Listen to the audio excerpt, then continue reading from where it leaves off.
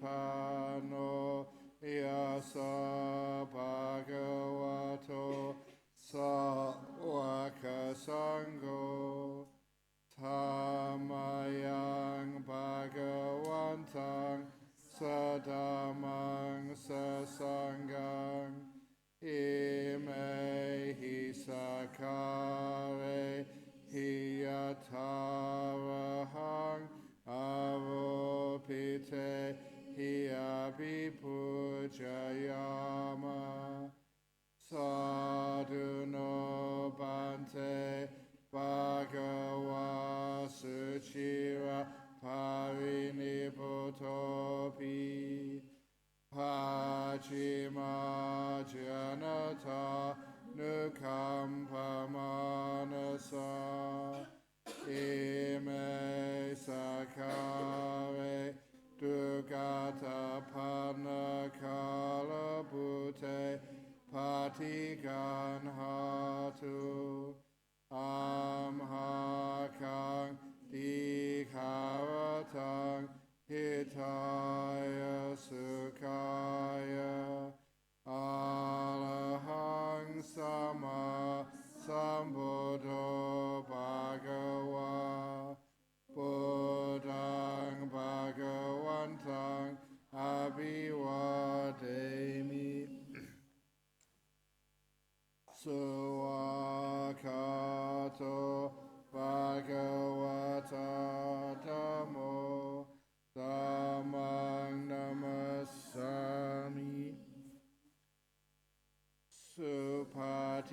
Supatipanno Bhagavato Sawaka Sangho Sanghang Namami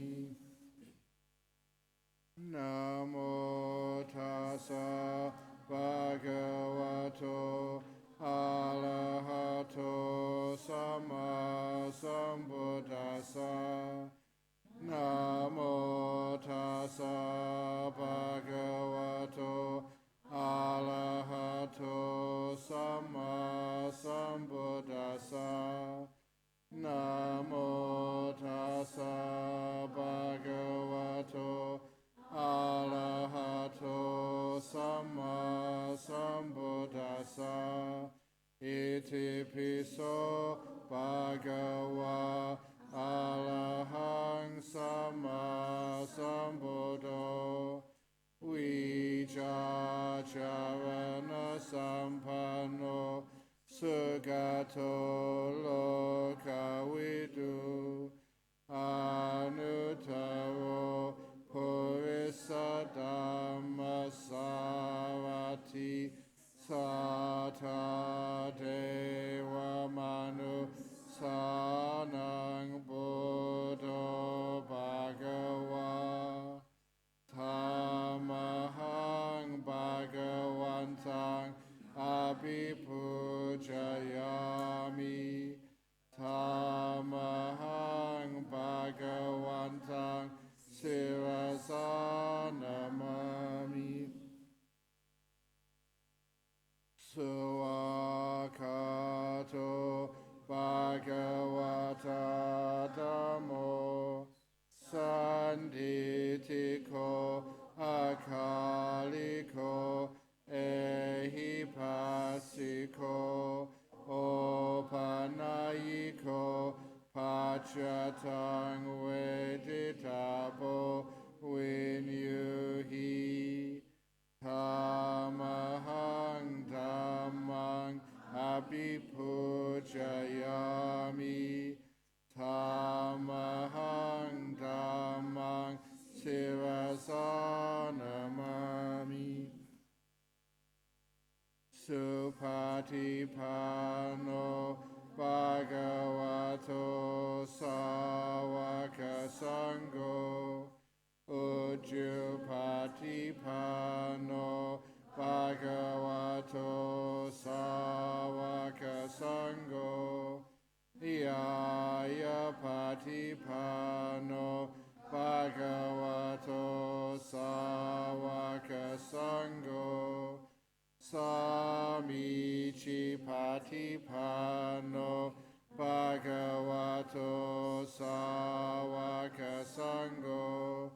Yatita Chatari Purisa Yugani Ata Purisa Pugala Esa Bhagavato Sawaka Sango Ahuneyo Pahuneyo Dakineyo Anjali Karaniyo Anutarang Punya Ketang Lokasa Tamahang Sangang Abhipujayami Tamahang Sangang Sirasa Namami.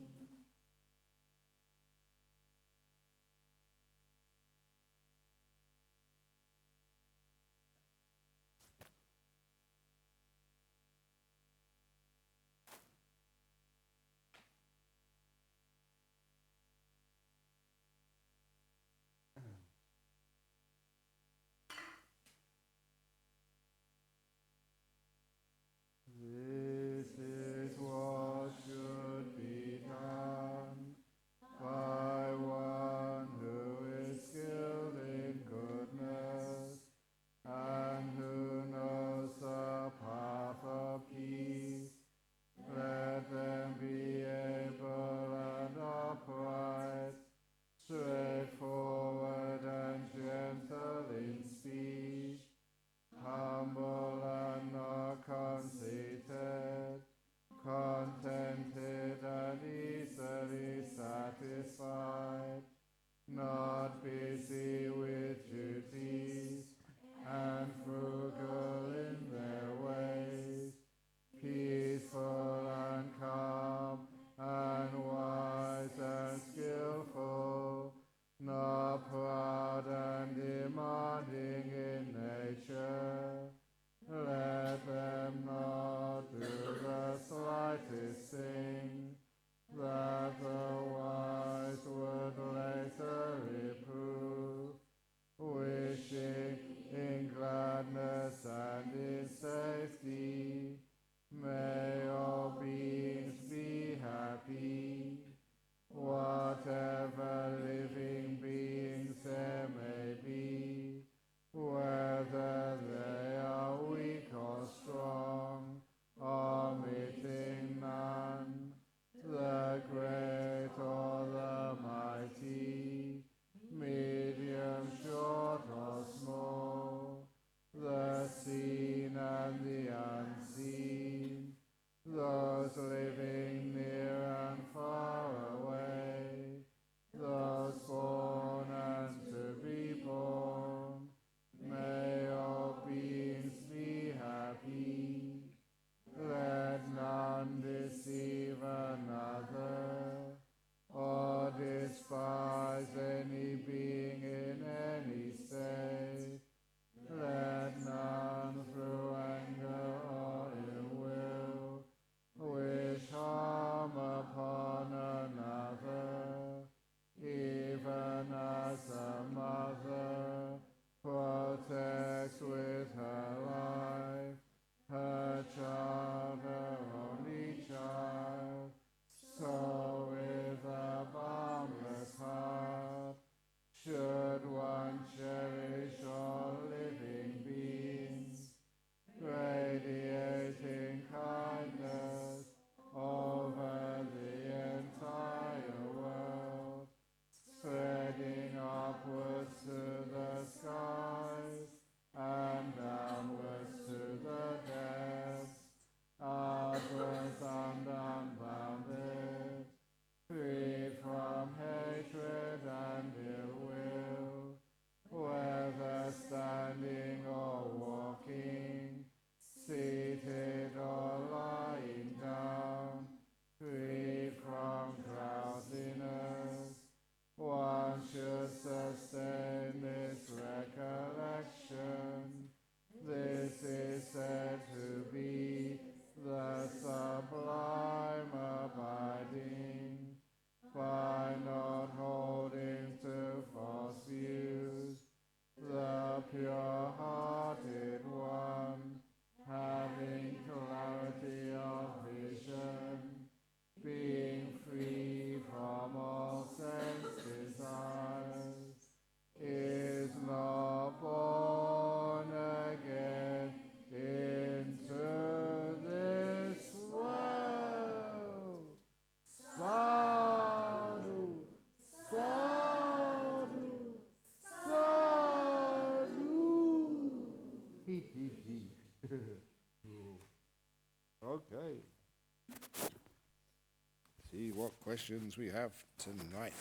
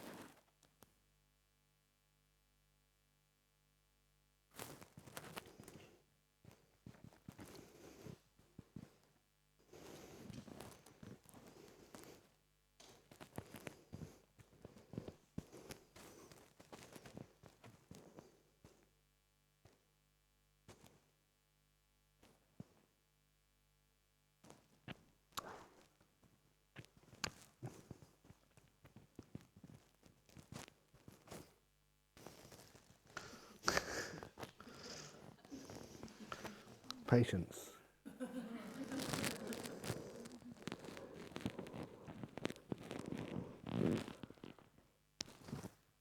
Thank you. I needed his help. That's actually on there. The water's fine, yes. Excellent. Okay, some questions here.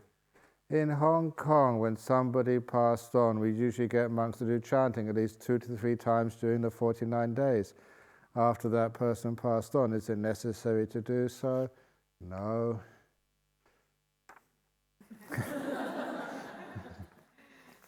Sometimes there's a lot of chanting gets done 2 to 3 times during the 49 days.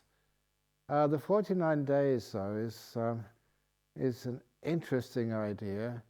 And of course, being sort of a scientist or Westerner and quite low, you sometimes think, is it really necessary? Where does the 49 days come from? But it was one experience which I had when our treasurer of the monastery in Thailand, where I spent so much time, the treasurer's daughter got cancer. She was really young, maybe sort of 23 or 22 or something. And unfortunately, nothing worked, so she got more and more sick and eventually passed away. But she was a very good Buddhist and very good spiritual person. She never really complained with the difficulties and the pain of that final days. But because it was a treasurer's daughter, he was an important member of the committee, that we went to see her a few times, and I knew the time when she died. And of course, we did a funeral service for her and a cremation. But then what happened next was one morning, the treasurer, he came on the first available car, from the town to this monastery. And I said, why have you been here so early? And he said, because something happened early this morning. In the Asian tradition, just people will sit down on the floor with different pieces of food, and they'd all sit around to have their breakfast together. And this was big houses. They had maybe just the uncles and aunties and the treasurer and his wife and cousins and daughters and sons. There's about 16 or 17, 18 people in the house for breakfast. They're sitting around, just taking a bit of this and a bit of that. And it was then when one of his other sort of children said, "Oh, I just happened to say in passing, I had a dream of my sister. She came to see me last night and just said it's time for me to go, and I'll take my leave." And at that, everybody stopped eating. And everybody, 16, 17 people who lived in that house, family, they all had the same dream the night before. That their sister or their daughter, their cousin, whatever the relationship was with them, everyone in the house reported that the girl who died had come to pay respects and just to say, "It's time for me to go now."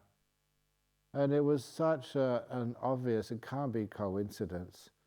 Everybody in the house had the same dream, the same person that night. And so he came and said, "Well, what's going on?" And of course, I just said that she's come to say goodbye. But then, because I knew the time she died, the day she died, there's something kind of clicked in me. And I looked at the calendar and counted the days, and it was precisely 49 days. She'd been staying around for 49 days. Not 50, not 48, just to make sure everything is done properly, and then leave. So that was one case, and you can't sort of put it down to anything else, but that girl stayed 49 days before she passed on. So because of that we do have these ceremonies and traditions of doing some, all it is really doing some good karma for the person who's passed away and dedicating the merits to them. How on earth does that work? It's similar to maybe your elderly mother or your grandfather. He's sending him off to Australia to visit this monastery. And you're in Hong Kong. You take him to the airport, and because he's a bit old, you say, I'll do the check-in for you. Just sit down, Kong Kong. Is that right, Kong? Kong, your grandfather? Kong Kong. It's close. Not bad. Kong Kong. So he said, Kong Kong, sit down and I'll do the check-in for you. And you take his ticket and passport, and he's your father or grandfather, and he's you love him to bits, and he's looked after you so well in his life. And you say, ask the person at the check-in counter, is there any chance of an upgrade? And so, well, there's a few seats up in business class or even first class. It's your Kong Kong. It's worth it. So you get out your credit card, upgrade him to first class. And so, it costs you money, but it's a wonderful thing to do. And you tell your grandfather, here's your ticket first class. Because, I love you and I care for you. And it's my way of showing my gratitude and respect to you. You upgrade him. And that's what we do when somebody dies. We do some chanting or do some charity work, and we give them merits of good karma, to your Gong Gong, and so that it's like upgrading them to a better rebirth. At least a part of that rebirth, you upgrade them, and it's worth it. And even if it doesn't work, because they've already sort of got lots and lots of karma, or they just won't receive that good karma because they're a negative person. Just the very fact you have an opportunity to do something good and kind for your person you love. It's a beautiful act of giving. Whether they receive it or not is not the point. We need to give.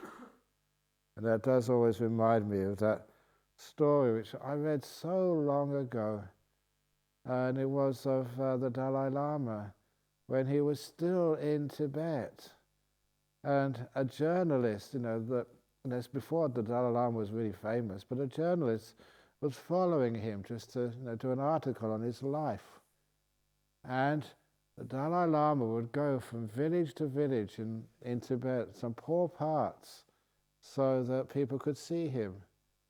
And in some villages, people would line up to give him things. And the journalist never really understood what generosity was, and was getting more and more, he's a Western journalist, more and more upset and angry, because he knew the Dalai Lama lived in a palace, had everything he'd ever wanted, didn't need anything, but then still these people were coming up to give him things.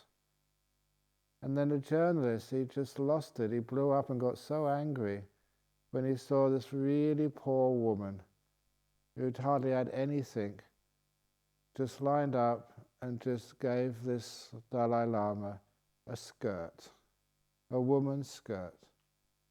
And he just lost it, and he just shouted and screamed and said, "You call yourself a holy man, a spiritual leader, and you're taking a skirt, a woman's skirt from this lady. She needs it more than you. You can't wear a skirt. You've got so many robes. Why are you taking this skirt from a woman? You don't need it. She's really poor." And the Dalai Lama, like many people who are good monks, good nuns, they listen. They don't get upset when people shout at them. They just be calm and listen. And then afterwards he said, "You're right.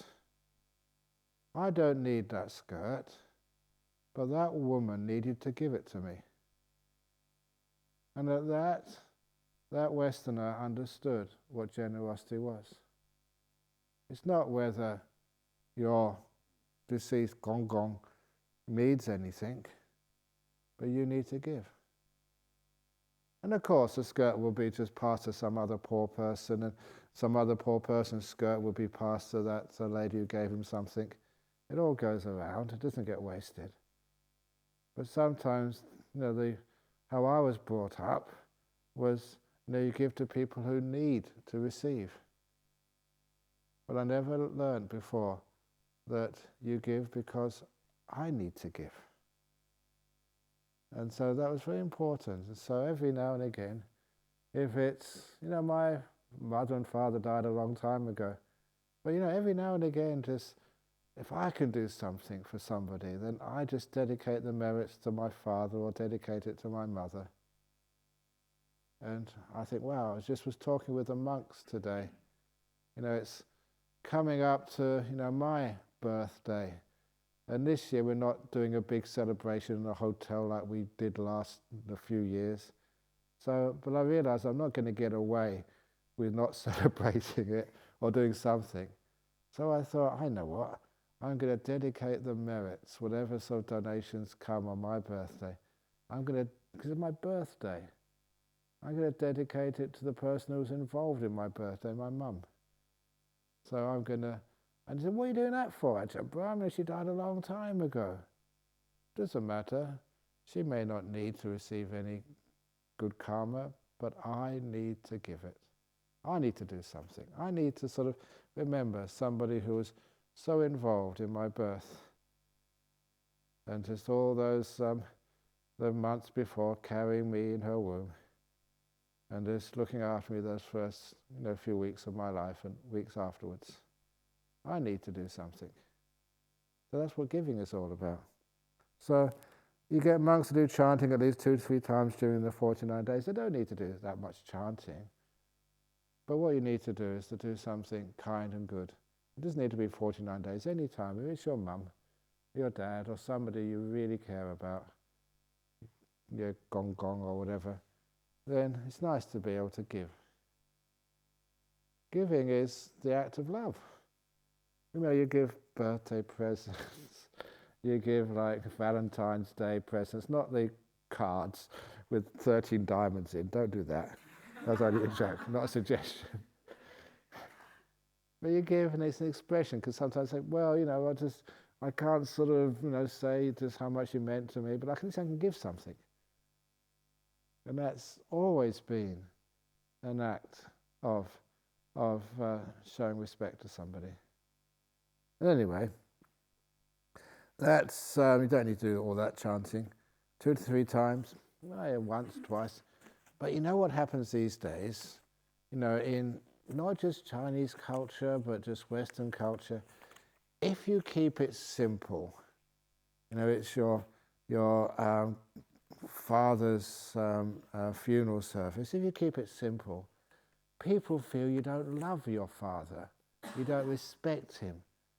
And so a lot of times people in many cultures, they spend so much money and they almost bankrupt themselves because they think they have to do that to show how much they cared for their parents.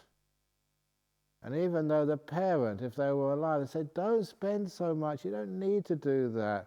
I don't want you to sort of suffer because of my passing away, my death. So it's nice when, if you are about to die, pass away, your time is coming close, because some cancer or just old age, and the doctor says, well, you probably won't last this winter. Then you just tell all of your loved ones, say, look, do not spend too much money on my funeral. You don't need to actually invite all the monks, especially the expensive ones. If I'm around, I'll come and chant for you for free.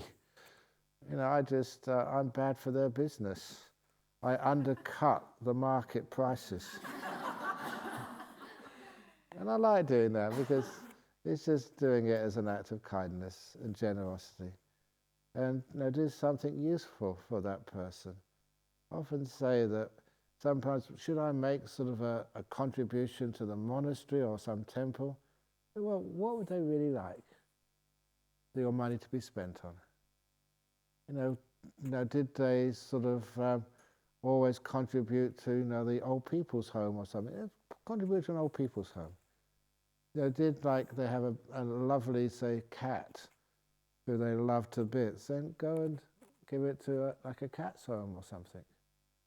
Give a donation which your parents would really be proud of and would think, wow, what a wonderful thing that is doing. They're respecting who I was and what I cared for in this world. And that's a wonderful thing to do. And that is some of the best and highest karma. You are giving a gift which makes them happy. Not which makes me happy, or which makes the temple treasurer happy. Give it to what, it's for your father, for your mother, whatever. And there's the ones who should be considered what they wanted to go to. Anyway, that's only one question. I always do the same thing, but it's a good question, so thank you for asking that question. Hi Ajahn, I'm a housewife with a very busy husband and no kids. How to overcome boring and loneliness in daily life and put meaning into it? What many people are doing these days? They're getting what is called fur babies. So the wife doesn't have a kid, they have a fur baby, otherwise known as a little dog or a cat. Which actually gives a lot of kindness and compassion to you, which is a wonderful friend, and which doesn't cost any money by having to send it to school, which doesn't give you any problems when it comes to, they're getting, the hormones start raging inside of them and they get into problems with this person or that person, and you don't have to worry about setting them up in a career in life. Imagine having a little fur baby, a cat or a dog, just saves you so much money, and also you don't have to discipline the little cat or dog like you sometimes have to discipline your kids and feel guilty about it afterwards. And just medical bills are very, very cheap, and just they're so obedient. They don't play loud music and spend all their time just on computer games. I've never seen a dog playing a computer game all night. So they don't drive you crazy, they just give all the time. And so having a little dog in the house or a cat in the house, wow, sometimes that's much better than having a kid. For those of you who've had kids, they give you lots of rewards as well, lots of kindness if you get a very good one. But a dog or a cat, wow, that's the best. So have a fur baby. So have a housewife with a very busy husband and no kids, so get a little cat or a little dog. boring and loneliness in daily life, that will keep you sort of happy. But if not that, and if you are into meditation, I'll just do some meditation, do some actually services.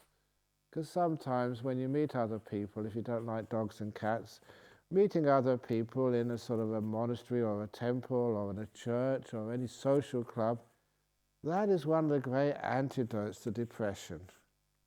Because sometimes people think, oh, you take the medication, or you do counseling, or you do some mindfulness training, overcomes depression. Well, one of the great antidotes to depression is doing social service. You go to an old people's home, and there are people there that they don't get any visitors. Their children or their relations are just too busy. So you just adopt one. You go there and you start talking, and they open up to you about their life, and you get a really good friend, and they're very grateful that you come and visit them. And you feel, first of all, you feel good about yourself. You're doing some service to others. But you soon find out, like everybody does, that it's not you're helping this old person in the hospital or the facility. They give far more to you than you'll ever give to them. And that's why that you learn and become so rich emotionally by serving in a place where they need some visitors. So that's actually just how one of the cures of depression, which is not focused on enough, serving others, doing some volunteer work. You meet some amazing people, and also that you feel some energy inside of yourself. It's not about you anymore, it's about serving in society.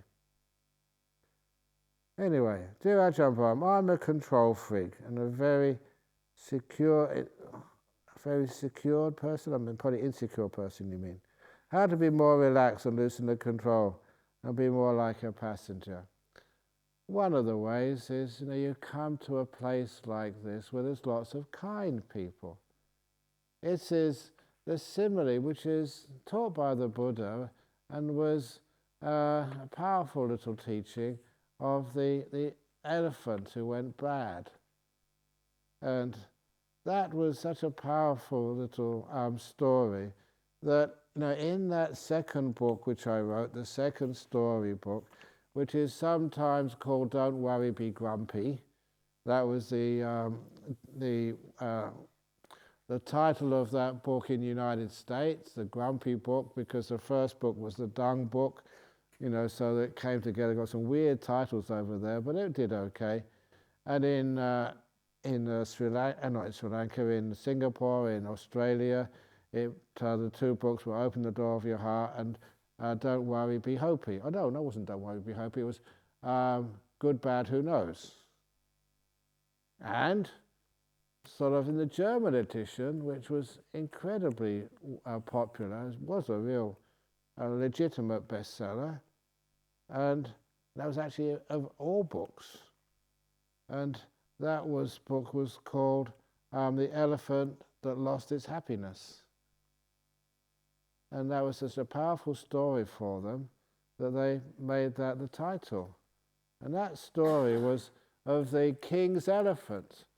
And the king's elephant was always a very well-behaved elephant, which is why the king just adopted him. And that was like his chariot. That's what the king would use to go through the jungles, sit on top of the elephant. Because you imagine the elephant's very, very high, so it can actually go through jungle areas without being like a horse who gets wouldn't be able to get through those jungles areas. So the elephant was the king's elephant, where the elephant king would actually go on journeys. It was like the Rolls Royces of transport in those days. So this was a very good, trained, well-behaved elephant. But then, in the space of a couple of days, the elephant started to get cranky. Even when the king passed by, the elephant sucked up all the water in his trunk and soaked His Majesty the King, which wasn't nice. He would never do that before. He's just really respectful. And also, just when the trainer, the elephant keeper, was actually, the elephant would wait until the keeper was right behind when he pooed. Now, if you've ever seen how much an elephant poos, you do not want to be behind an elephant when that happens. And in fact, it's a tradition in Sri Lanka that the elephants, they lead processions, and a couple of times, now it's well enough known and respected in Sri Lanka, a couple of times, they led me in an elephant procession. I remember at Peradeniya University in Kandy, I was going there to give a talk, and they said, no, you have to do the procession. So I had the Kandyan drummers all dressed up and an elephant in front, and I had to walk right behind the elephant. It was one of the scariest times. Not because the elephant would poo, I could probably get out of that, but imagine if an elephant passed wind. Now that would just, I'd be gassed and I would probably pass out. So you have to consider such things. But fortunately, the elephant was well behaved. But this elephant used to be well behaved, but now became really sort of a nasty-minded elephant. And so the king was quite surprised, and so maybe he's got sick or something, some disease, but the elephant doctor checked everything, and he was perfectly healthy. So then, this was one of the Jataka stories, stories where the Bodhisattva, the Buddha-to-be, was involved. And so, one of the ministers serving the king was the Buddha-to-be, and so he said, look, I'll try and find out the reason for this. Leave it to me. And so the minister just spent all night by the elephant stall, just meditating, just relaxing. And early in the morning, the minister heard some really strange noises. And the minister crept quietly through the bushes and found right at the back of the elephant stall there was a camp, a meeting ground of these thieves and violent people who would use that place as a meeting place early in the morning to decide who they were going to rob, beat up for their debts, or just to murder even. There were some really bad people, and that's where they met every evening. And the minister realized what had happened.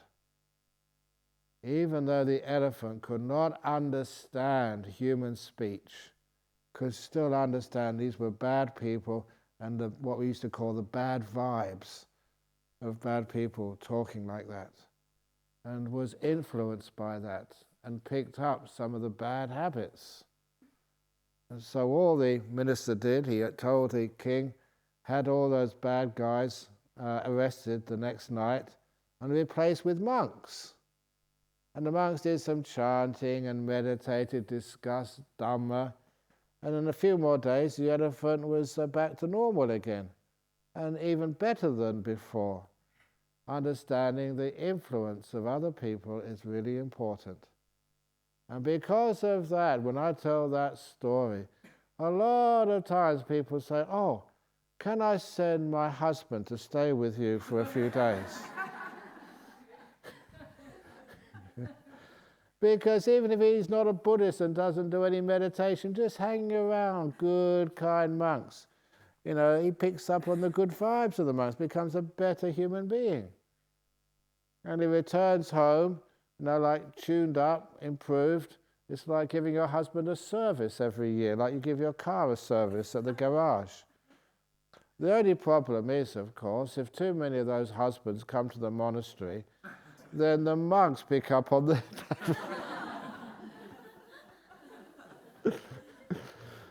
But anyway, that was an interesting part, and it's actually quite true. So if you are a control freak person, going to sort of a therapist or something costs a lot of money, but just going around other people who are relaxed and at ease. And sometimes that's what you get here, just, because I'm a really relaxed monk and at ease, that sometimes you pick up, even though it's not what I say or do, just you pick up on the energy, a little laugh, a sort of chuckle when you do something weird or strange, and instead of being shouted at.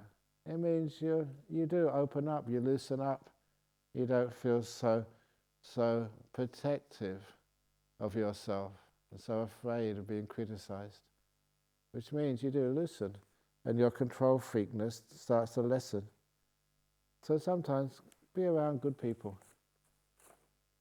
Especially, you have to say this, like monks and nuns, good monasteries, kind people, or, other people of other religion, good religious people, they're always happy and just opening the door of their heart to you, not criticizing you.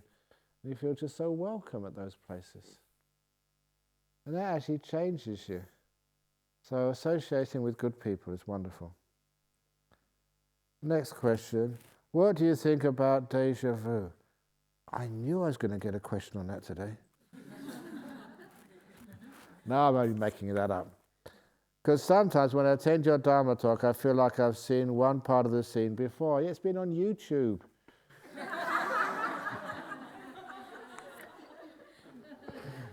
I give so many talks, it's bound to be on YouTube. What do you think about that? Thanks. Yeah, but sometimes there is real déjà vu, but a lot of times it's hard to actually prove. Is this something we've actually seen before? Or is it something which we think we've seen before, but we've just seen it, so we can't really prove it? But anyway, there is some really weird stuff which we have in our world. Weird stuff in my family. That my mother and her cousin, who they grew up as sisters, because my grandma and her sister, they only had a child each, and that was my mother and my auntie.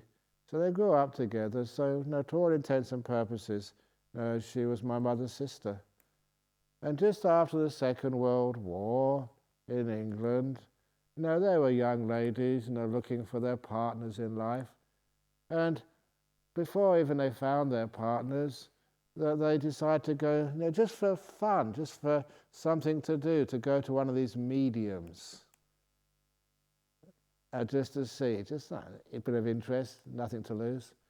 And this medium, almost like a fortune teller, a spiritualist, looked at my auntie and said to her, you're soon going to meet your husband.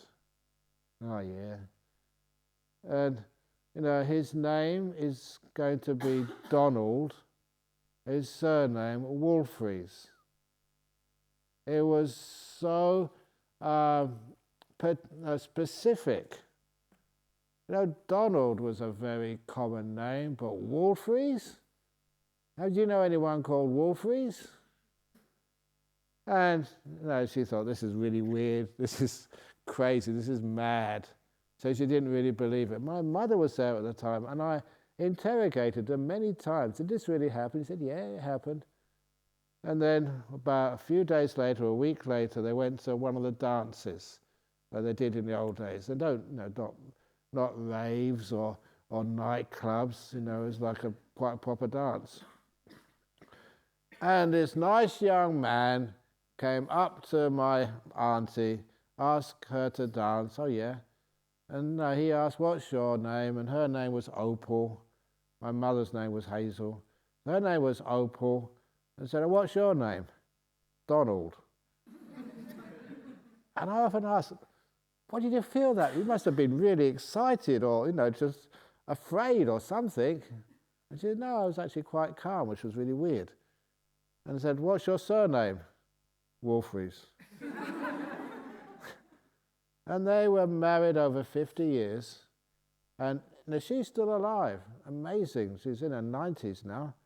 And but her husband, Donald, he died about 2 or 3 years ago. And they're married for all that time. And this person just said they didn't know each other before, never met each other before. You're going to marry like Donald Wolfries. And she did. And that was really weird. Deja vu? Now that's deja vu. Weird stuff. But of course it doesn't always happen like that. But sometimes it does. And I wish I remembered these people's names. But there was a couple who came on one of the retreats some years ago. And I think he was Australian, she was, I think, German or French or something. And I had to try and scold them a little bit because they're supposed to be keeping precepts, especially 8 precepts, but they couldn't keep their hands off each other. And always sitting right next to each other and not listening to me but talking to one another. And so, but they said they couldn't help it. And they told me their story that I think over in Europe somewhere, he was working in some business in Europe, and at some function, he never seen her before in his life, and she just came up to him and said, "I'm going to marry you, and your name is David something." And he never met her before. She never met him, but she knew his name. I just knew his name, who he was. And I knew that that's my husband. And I've got to marry him and stay with him. And I asked him, "What do you think about that?" He said, "Well, yeah, I knew she was right." And that's why they obviously became very spiritual, because there's some weird stuff going on in this world. And that's why they came here, but that they weren't very good at keeping precepts. But you can sometimes understand why. Their attraction together was huge. So anyway, that sometimes those things happen. Deja vu. And what's the last story? The last story about this was, it was a lady, a wannabe actress, who lived in South Australia, in Adelaide. And her name was Kelly. I know that. And I won't say what the surname is, because that would give the game away, but give the story away. But Kelly, just wannabe actress from a poor family, with her best friend, decided to go to the movies one night. And when she went to the old-time movie theatres, you don't have the videos or whatever, you actually go to a cinema. And if you remember those cinemas, on the outside of the cinema was the name of the movie they were showing, and the photos of some of the scenes, especially the actors and actresses who were going to be starring in that movie. And when she got to the theatre, according to her best friend confirms this, Kelly, the wannabe actress, looked at the lead actor in that movie, pointed to him and said, "I'm going to marry him." The movie was Grease. The actor was, what was his name? John Travolta. Yeah, John Travolta. And they're still married after all these years. And it's perhaps, they always call that the most stable marriage in Hollywood. Most people in Hollywood, they marry for about 2 or 3 years and then they get divorced and they do all sorts of weird stuff. But, for that couple, they've been together forever. And imagine that. It's a film star. And you see a picture of him and say, "I'm going to marry him." Yeah, sure. You won't even probably meet him. But they did. And they've been married for such a long time. It was her deja vu. And how she knew that, you answer me. But anyway, that's the deja vu. I feel like I've seen one part of the scene before. Sometimes that could be true. Anyway, being a monk, is it like he or she is running away from the reality to be freed? Is it also considered being selfish, leaving everything behind, including family, an example of spouse and kids? If anybody comes to me, and sometimes they do, and they say they want to ordain as a monk or as a nun, but they've got kids, no way. I say, look after your children, look after your wife, look after your husband first of all. Because if you're that irresponsible, you're going to run away from your kids. You're never going to make it as a monk or a nun. It's not just being selfish, it's actually no self, it's just going way past that. So, and from the reality, it's amazing that word reality, the real world. You make reality. And this is not just Heisenberg's uncertainty principle or Schrödinger's equation, where you actually create most of the reality and your concerns. But this is that world in which we live. Even your partner, who is she, who is he? I can see your partner and I think there's one person. You look at them and they're a total different person.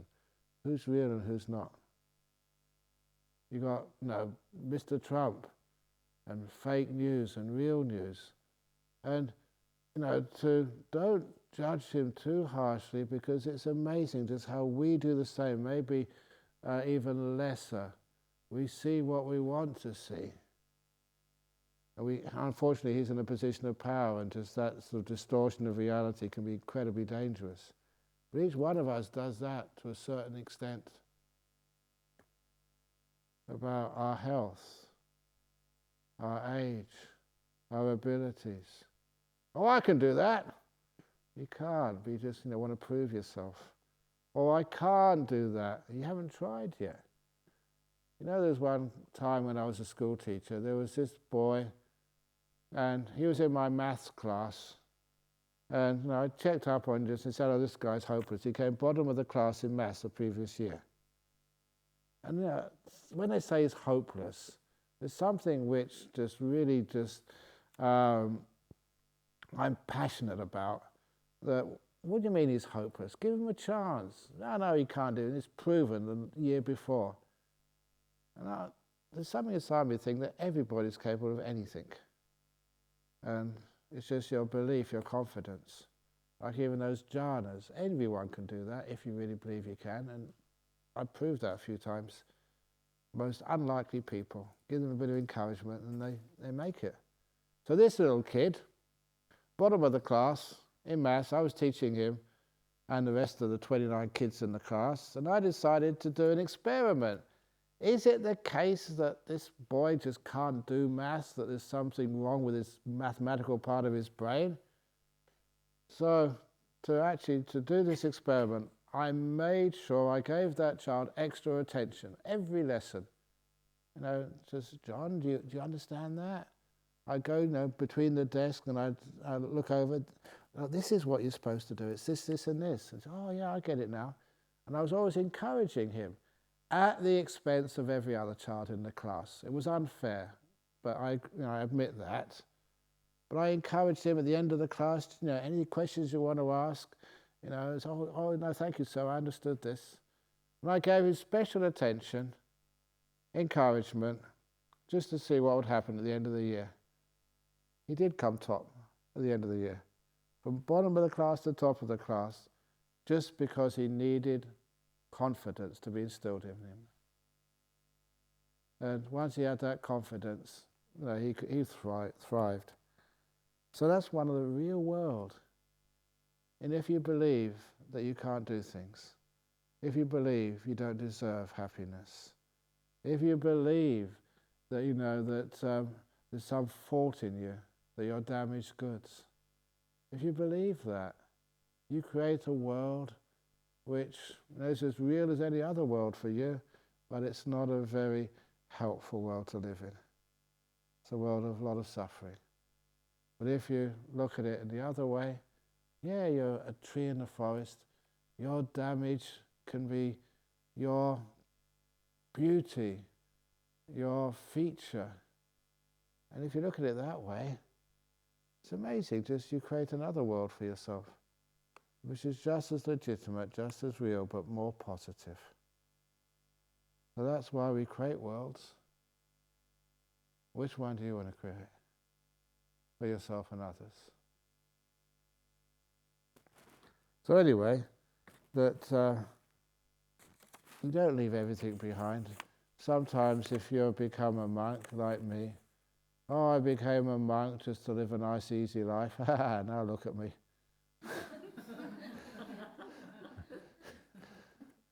I worked very hard.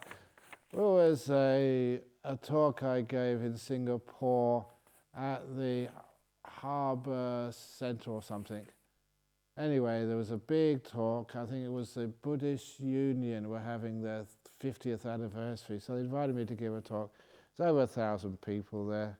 And at the end of the talk, questions. And so this gentleman came up to the microphone and he said, yes, what you've just been teaching us is all very well, but you're a monk. You don't know, what the world is like.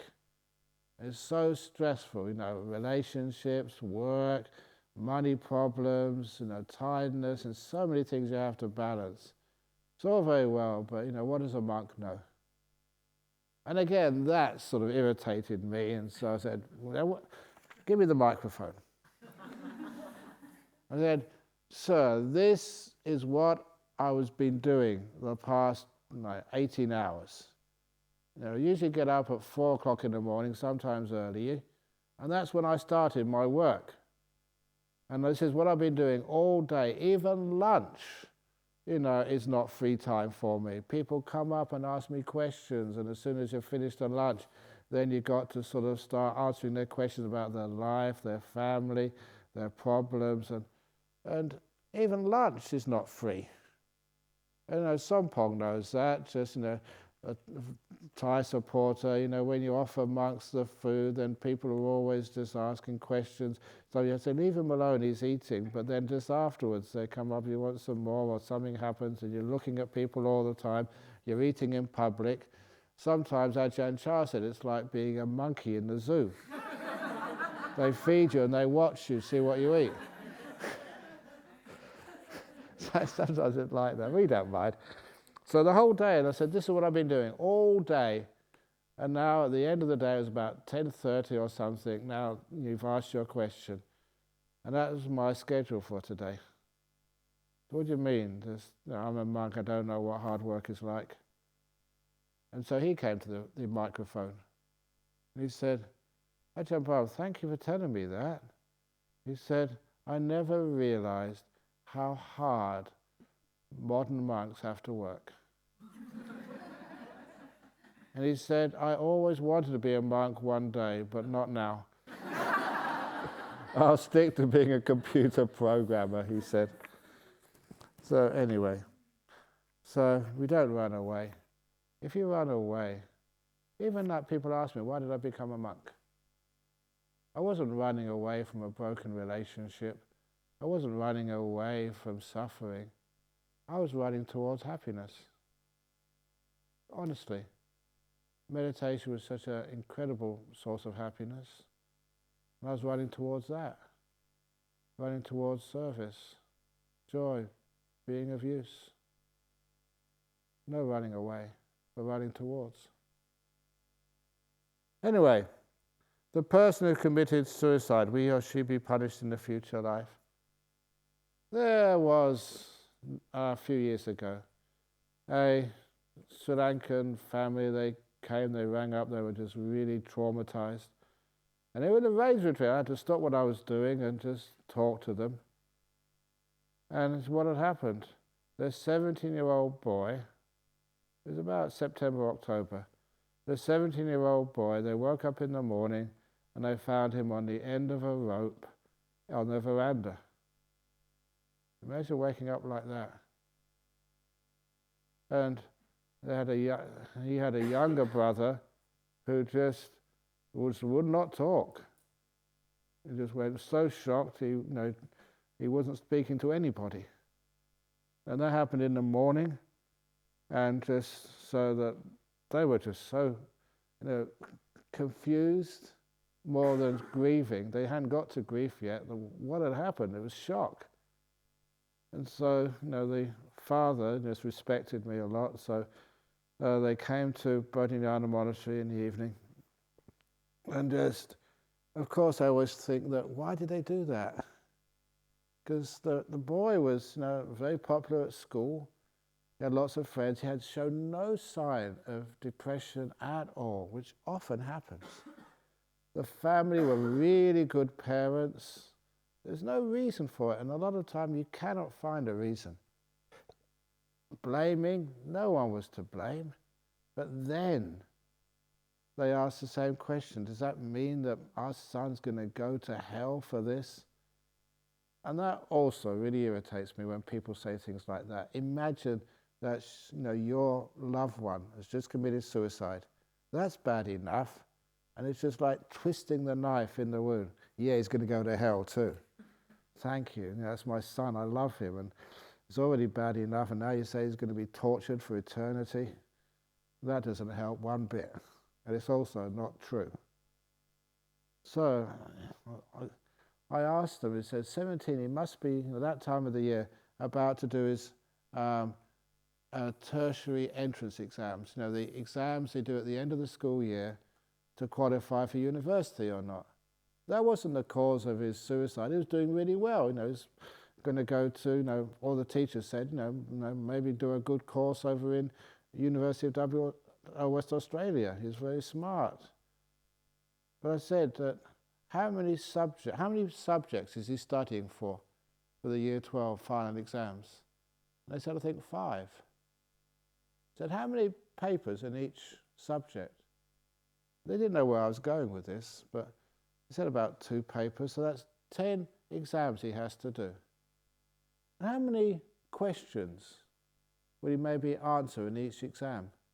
They didn't know, I didn't know, but I said maybe 8, say? 8 questions in each exam. So that's 80 questions he will have to answer. And on that basis of that, he will get a good position in university to study for a degree, or he won't. Now just imagine, for the sake of this argument, imagine 79 of those 80 questions he answered perfectly. And the very last question on that paper, he made a big mess of. A really wrong answer. Would your son still go to a good university? 79 out of 80? Of course they would. So now you understand why I said this. Your son was a very good man, very sort of polite and respectful to his parents, hard worker, never causing any problems or difficulties. He did so many right answers in his life. It's only the last one where he committed suicide. He made a big mistake. 79 out of 80 doesn't mean you get sent to hell. It means you probably get a very good life. So don't just judge a life on how it ended.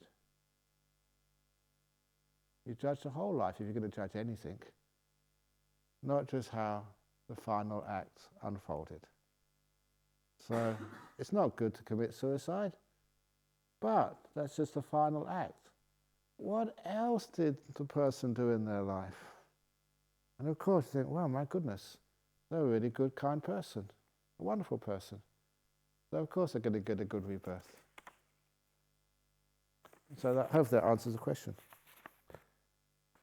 How to overcome greed. Trying to overcome it is another form of greed. So you don't overcome it, you understand it. The greed, is that going to cause any happiness for me? Is that going to cause happiness for others?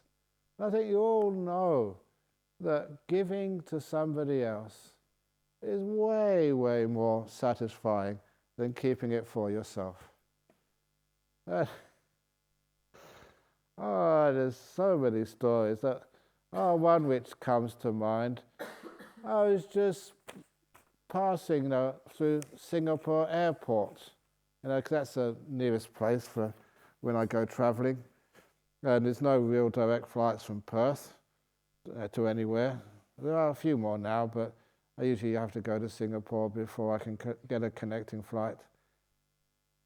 So that I was going through the airport, and there was this young lady, 22, 23. She was a backpacker, and she was trying to get some sleep. And it's on one of the benches, and she was going up, backwards and forwards, rolling around, holding the eyes because it was really loud and noisy, and also so much light in the place. And when I go on those aircraft, I collect the eye shades. And I collect them because I've got a whole heap of them in my office over here. If anybody finds it difficulty in meditation, because there's lights coming on or something, and you put the eye shades on, they're really, really helpful. So if you need any eye shades, sometimes nimiters, but it can't be a nimitter, put the eye shade on, then you know it's not a nimitter. Or sometimes when you get to that stage of meditation, there's another phenomena which no one has actually mentioned yet, but it sometimes happens, your eyes flutter. And it's just because psychologically you're seeing a light, but then it's not really a light. So even the physiology of the eye gets a bit confused, and you're fluttering your eyelids in meditation. And so you put those eye shades on, it fixes the problem. So those eye shades are quite helpful for people when they're meditating. So if any need any of those, just got heaps of them over there. And so I had some spare ones, not just one, two or three. I saw this poor little woman there, just trying to get some sleep, and so I just got out of my bag and said, "Do you want an eye shade, madam?" And she just looked at me as if, "Wow, it's amazing, I don't even know you, thank you so much." And that created so much joy in the whole journey when I remembered a little act of kindness like that to help a person just get a little bit of sleep, on a long journey in an airport. And that's why giving and kindness, greed, they get this wonderful opportunity to create happiness. So I suppose I am greedy for happiness, greedy for service, greedy to see somebody get very happy because I can just serve and help them a little bit. That's the greed I have. So you don't accumulate things. You share them out and you get much, much, much more joy by looking after others. So yeah, that's what greed is, and it's good. Somebody said that was in a movie somewhere. Some like Mr. Lizard or something. Greed is good. Anyway, it's just what they meant is accumulating money. But accumulating kindness and beautiful memories, that type of greed is good. When I meditate, it's like my mind making a story. It's not happening in the past, it's not what I want to happen in the future, it's not even real, sometimes trivial. How to deal with it? The reason you get stories and fantasies and sometimes memories is because you are bored, you're not happy, you're not satisfied, and you've got this whole database of fantasies and stories.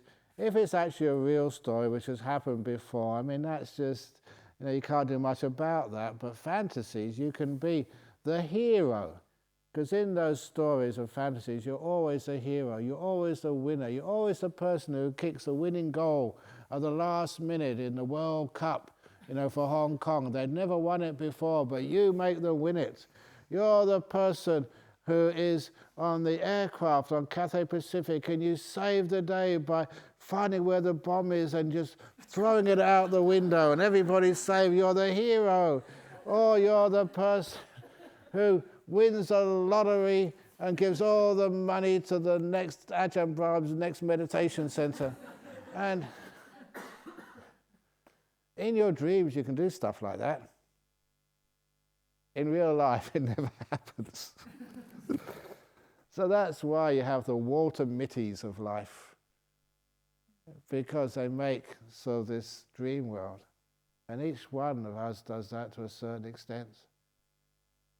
And I remember as a young monk doing stuff like that, just passing the time. But then what I used to do is I'd actually put it on fast forward. Then what? Then what? Then what? Then what? Until you came to the end, and you die. So what? So you score the winning goal for some team, or you marry the most beautiful girl in the world, and then she gets ugly as she gets old. You get very, very rich, and then just, so what? You get lots of money, then what are you going to do with it? And then you save the whole world, and then you die, and then the world gets corrupt again. And just, I actually added just then what from reality. And then so after a while, it just was not really worth those fantasies. But I realized it wasn't just worthwhile, I was just running away from the reality of now. And after a while, I was scared of being peaceful. And after a while, when you look at peace and you befriend peace, then this moment is much more enjoyable than any fantasy, any movie, any sort of superhero. this being, this moment, is more than good enough. So you don't go to your data bank of fantasies and dreams and plans. Even planning, I often say that if I don't plan, sort of things go wrong. If I do plan, they go wrong anyway. Either way, I have to deal with things not going according to plan or unexpected stuff happening in my life. And so I decided, if it's going to go wrong anyway, just why plan? Enjoy it before it goes wrong. So don't worry so much. Oh, that's a great question. I'll put it back. Will animals reincarnate? If yes, will they become human beings? Then what factors will determine this? Yes, many animals have become human beings. People often ask that question. Look, just do the math. There are more people alive today on this planet Earth than have ever died. It's a simple equation. It's weird. There's more people alive today than have ever died. And it's quite likely, unless there's been some mass extinctions in the past. So where did all the human beings come from? But what other animals, or what other beings, sentient beings, have decreased? Look at how many animals like primates, gorillas, orangutans have. Their numbers have gone way down and they're almost facing extinction. So the answer is quite obvious that Mr. Trump was an orangutan. Look at his hair.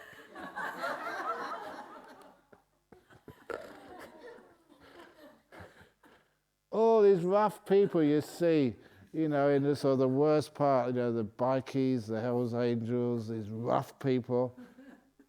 They were gorillas before. I don't know, but certainly there's no problem at all of transcending the species barrier. And anyway, species?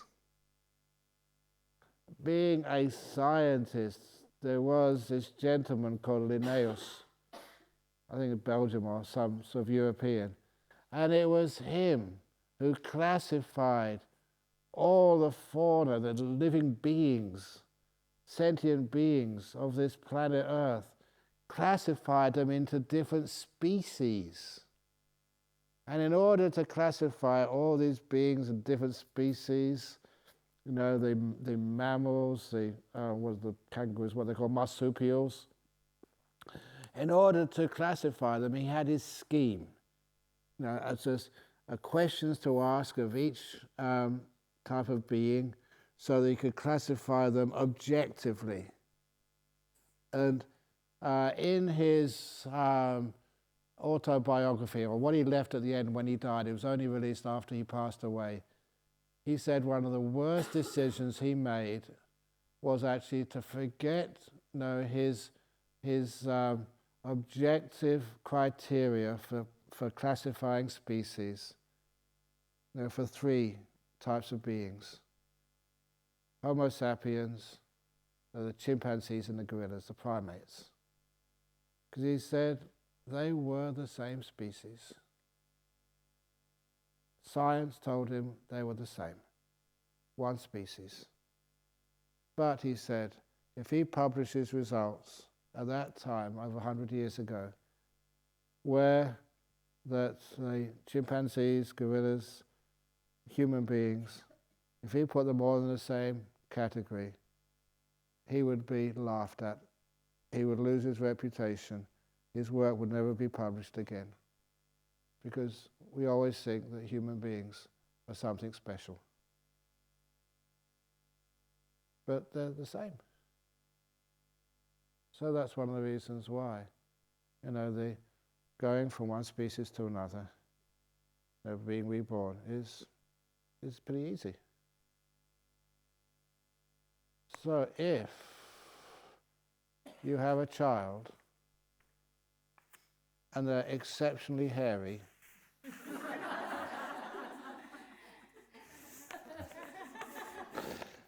Maybe. Where did they come from? Oftentimes I am unsure if I'm watching my breath or I'm actually controlling it. How do we distinguish? Very hard to make that distinction, but once it starts to get beautiful, delightful, and you get the sense of ease and relaxing, that's a good sign that you are not controlling anymore. Because if you're controlling, it has to get tense. And you can feel the difference between tension and like ease and freedom and the joy of relaxation. That's one of the reasons why that when we start the meditation, feel the body and relax all the different parts of the body. Your body feels really comfortable and at ease when you do a bit of relaxation. Or you get somebody to massage you, and after a good massage, everything feels nice and relaxed. You're not tightening up anymore. You're not controlling, not pulling and pushing or squashing things anymore. It's just natural, open, at ease. And so the delight and sense of freedom which you feel with a relaxed body is the same with your breath.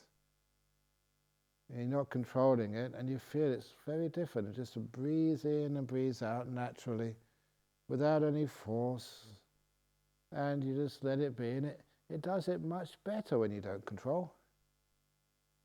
And you can feel that. It's delightful, easy, and so you get a lot of feedback.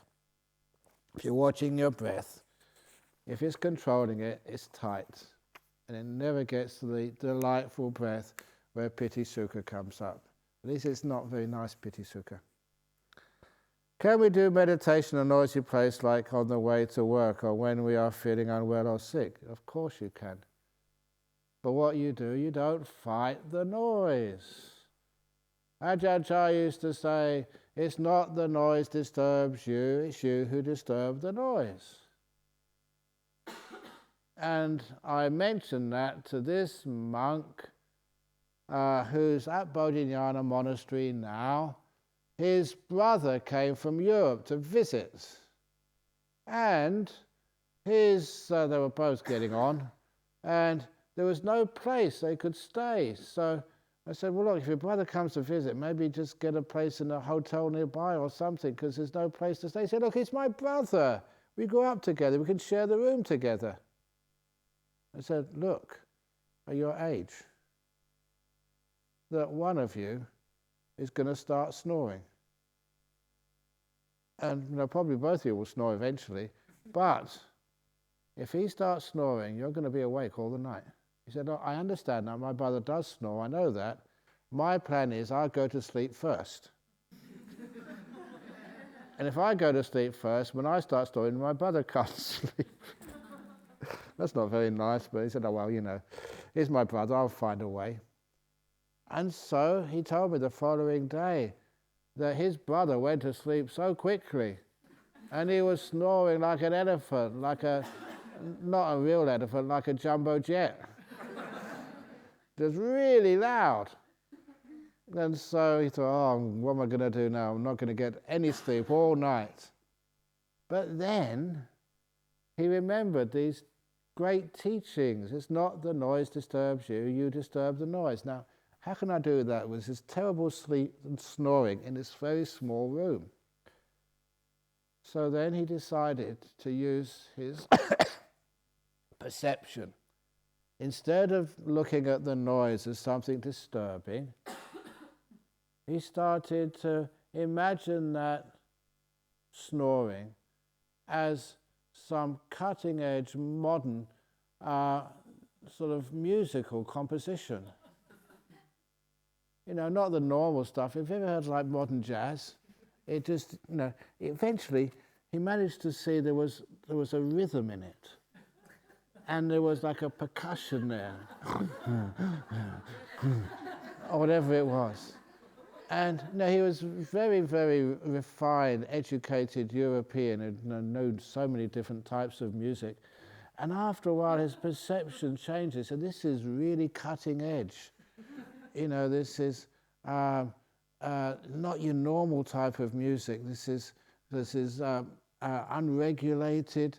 The tones were just totally different than anything he'd heard before. And it actually started, the experimental part of the music started actually to feel really interesting. And he woke up in the morning, just his last memory was just how marvelous, how sonorous and cutting edge was his brother snoring. It actually was enjoying it. And that's why he wasn't fighting it and how he went to sleep. So it's amazing, the psychology. That if you want to meditate in a noisy place, you can't fight the noise. So you learn how to love the noise, as that monk did. It's brilliant.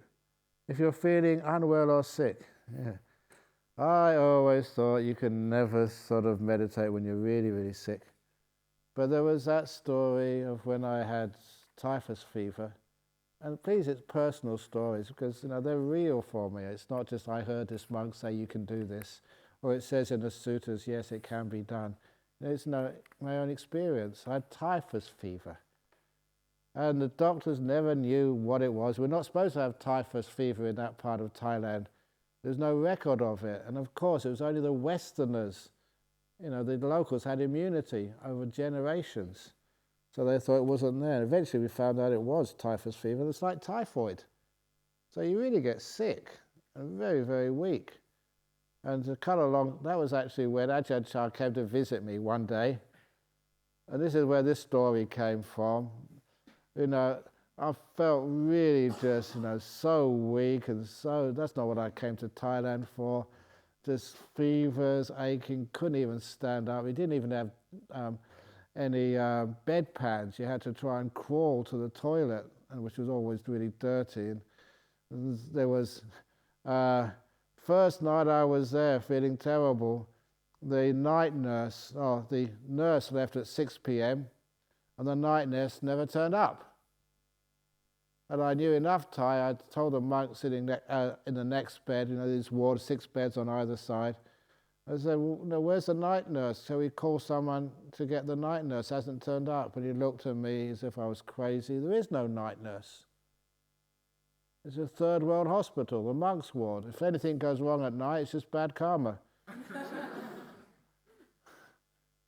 That's not what I got used to. National Health Service in England, you got looked after. Here it was just, you were on your own.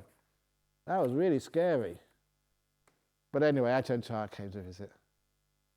And the great Ajahn Brahm, my master, and he came to visit me.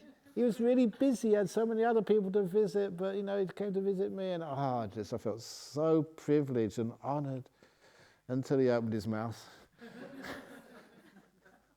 Ajahn Brahm. And he said to me that phrase, you've heard me say it many times before, he said to me, you will either get better or you will die. And he left. Thank you so much.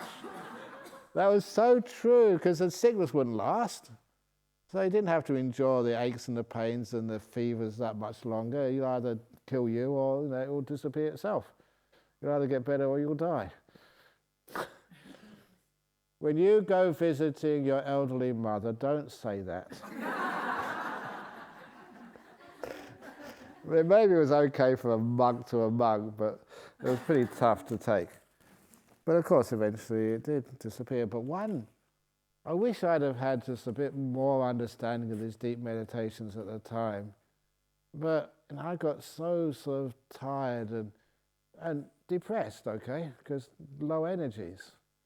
And I thought, I can't take this much longer. So I thought, come on, let's meditate. Why not? So laying down there in this bed with a fever, absolutely zero energy, I just tried meditating. I was a pretty rebellious monk. You're not supposed to do this, but I decided, why not? Let's give it a try. Try it, see what happens. And that's the sort of rebelliousness of a scientist. And so, give it a try. And so I got this wonderful meditation. The body vanished. You imagine if you've got a fever and you're just aching all over and absolutely zero energy, but actually to do that was just, such a release. You're blissing out. You couldn't feel the body and the contrast to what you're feeling before.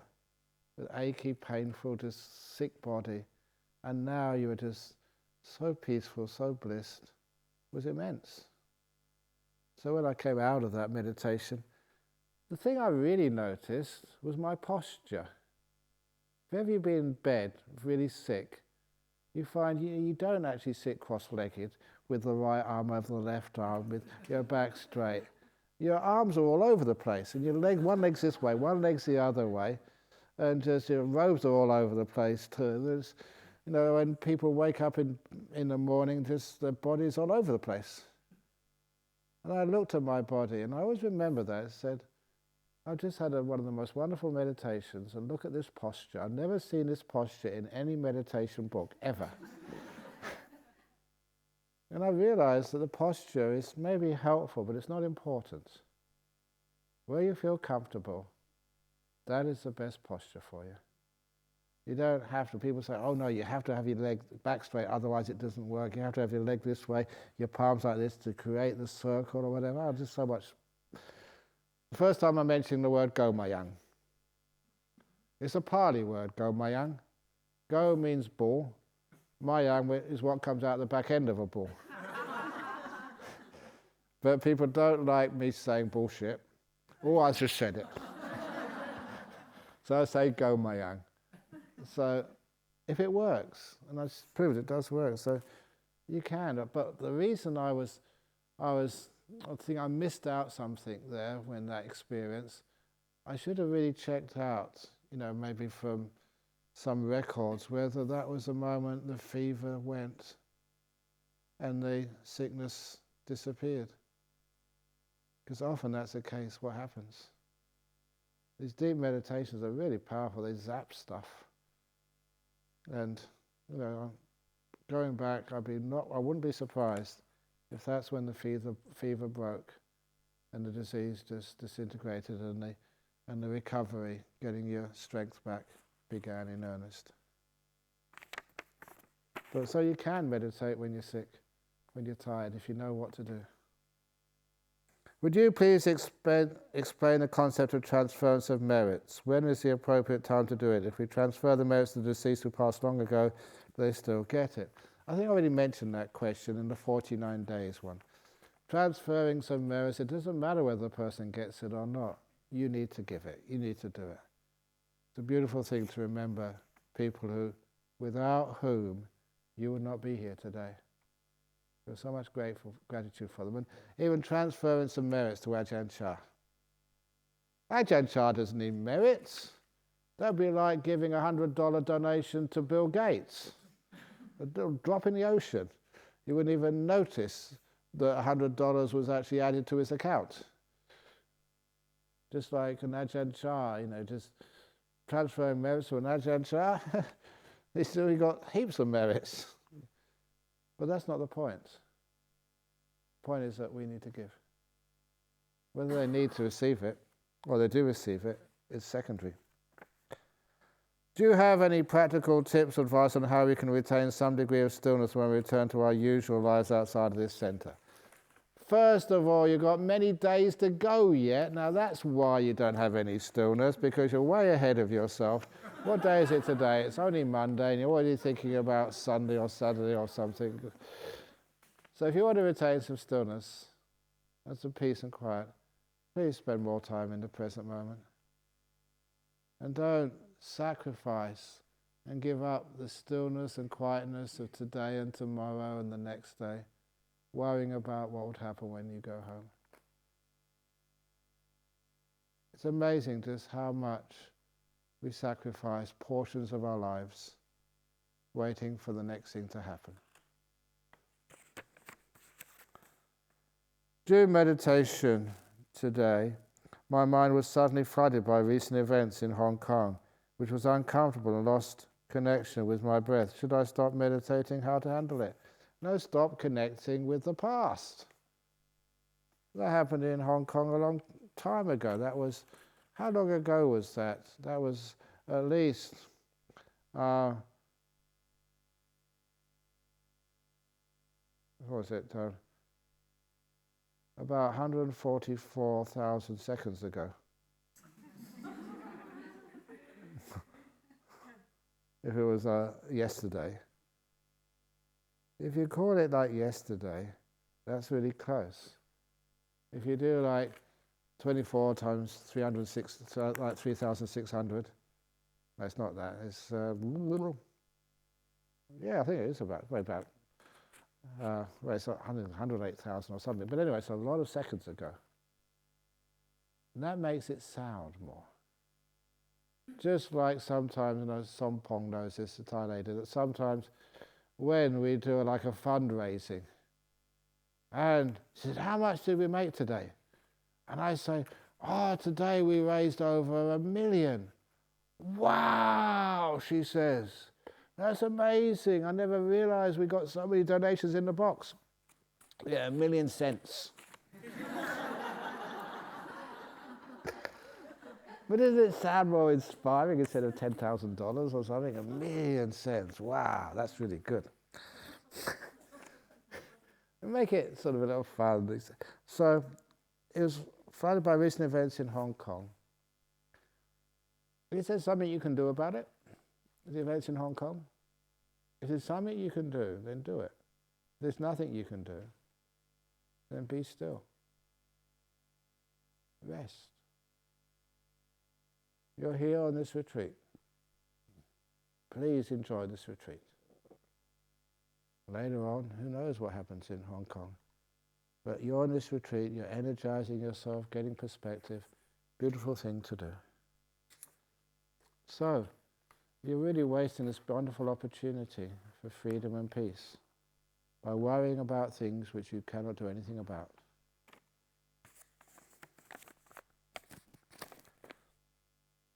Ajahn, is it true that karma can be passed down from family parents to the kids and manifest into physical disabilities? No. We don't have group karma. We are owners of our karma. And some of the stuff which my father told me, that he was born in Liverpool. Apparently my brother actually did research and found out he was one of the last of the children of my family, but he was the only one, the first one I think, who was legitimate. Because in those days he didn't marry because it was too expensive to get married.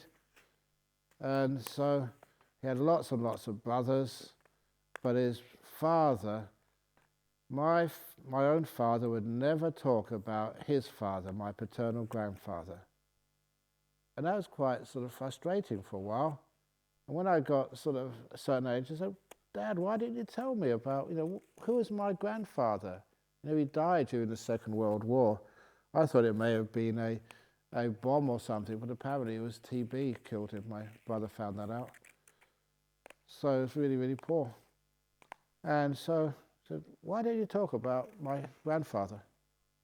And that's when my father, he decided it was time to tell me what had happened. And he said, and please excuse the words, he said, your grandfather was a bastard. And I was shocked, talking about your own father like that. But shocked, I needed to know. So why? Why do you call your own dad that terrible name? And then my father started to let on that my paternal grandfather was a plumber, hardly any work, recession time. And if he got any money, he would go to the pub and come home drunk every evening. The beer was really cheap. And he would take off his leather belt and he would beat any kid, including my father, if he happened to be in the way, for no reason whatsoever. And my father would often say he could take any beating, but what he could never stand, what he could never endure, was when his father started whipping his mum, the wife. It was domestic abuse. In a time when it was quite common and there was no way to stop it. And his impotence, he said, of seeing his father just treat his mother so cruelly, and he could not help his mum. the one person in the family he really loved and cared for, and he couldn't protect her from his dad. And he said that was traumatic for him. But, he said, that when he had kids, actually he said when he was on the end of a whipping, from his drunken dad, he said he made a resolution, like a promise, if ever he survives, he lives through this, which he obviously did. And if ever he has children, he would never ever beat them. And he never could. And that was a wonderful thing. I remember, a few times my brother and I would fight, and we'd just make a loud noise at night. And my father would just come into the room with a slipper, but he couldn't do it. He just went back again afterwards, because we deserved it. Really did, but my father just recalled his childhood, and he couldn't hit us at all. That promise was just so strong in him. And I wish he'd have told me that before. We wouldn't have misbehaved so much. But what had happened? He'd been traumatized. Physical abuse as a child, and he turned it around. He dug in that dung, and he learned from it. That's not the way to treat people you love and care for. And he couldn't discipline us that way. So that was actually how the sins of your fathers did not need to pass on from one generation to the next. My father showed me that. And so there is another way. Whatever difficulties and problems you had, whether it's sexual abuse or child abuse or sort of physical abuse, you can actually just dig that dung in and change it all around and become incredible people. This shows us hope. Anyway, the last question. I know recalling how people treat me badly and being angry with them is suffering. I can stop thinking about it when I'm awake, but these thinking comes subconsciously in my dreams. I feel upset when I wake up. How can I let go of the bad feeling and anger? Thanks so much, Ajahn Brahm.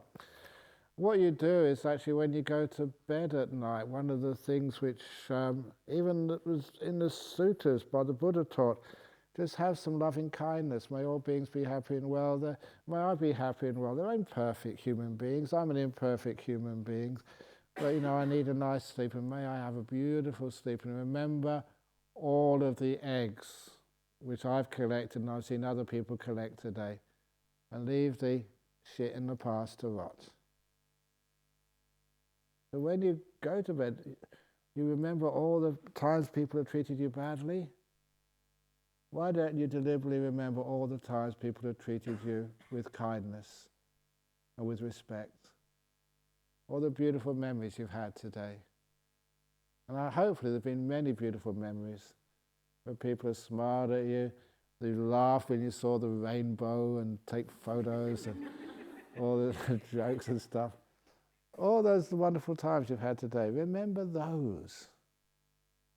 And fill your life, your past anyway, your basket which you take into bed with you tonight with eggs.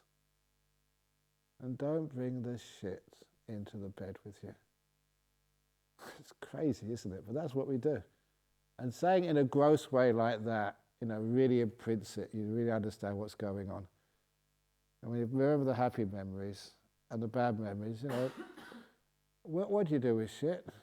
That's why you've got an ensuite. Leave it in there and flush it away and keep the eggs. And that means you have a wonderful sleep at night. And you wake up a better human being, rested, positive, so you can serve others in this world. And just a little smile, a bit of kindness, because you're not still working through your own problems. You're free to help others. Oh no, there's another question. What's this hiding? Because it was on the side here and I thought I was empty. But I'll leave that till tomorrow. because I'd always just finished off. So one question for tomorrow. So anyway, sadhu, sadhu, sadhu. Very good. So I wish you all a really happy night, a beautiful sleep, and remember all the positive things you've learned and done today.